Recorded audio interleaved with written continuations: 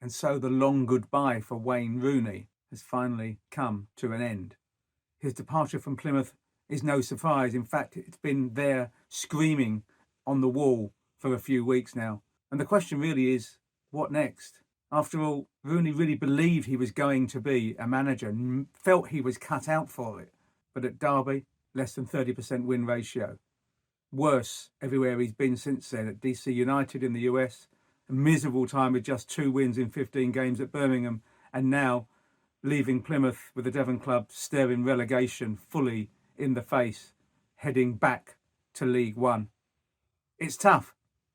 Rooney really cares, there's no doubt about that. I spoke to him in the US 18 months ago, and his enjoyment in the job was clear. He was really dedicated to making it work, but it doesn't seem to work. Maybe it's a little bit of the Glenn Hoddle syndrome.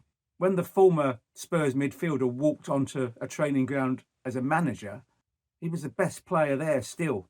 It's the same with Rooney, I suspect. Certainly lower down the leagues, he'll be much, much better, even 15 years older than the oldest player. That was the level of talent he possessed.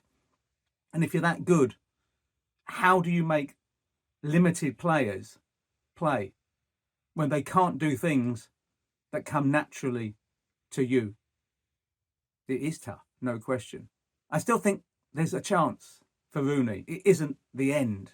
It seems almost inevitable that at some point he will be handed the reins to his boyhood club, the chance to manage Everton. But for now, that seems a long way away. This will be brutal. This will be hard.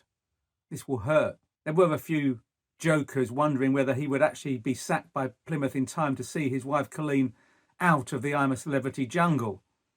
Well, that didn't happen. But it didn't last too much longer, did it? Let's just hope for Rooney that he doesn't let his own inner demons, the ones he's talked about in the past, descend on him now. That he can cope with this adversity, come out firing, and prove next time that he has what it takes.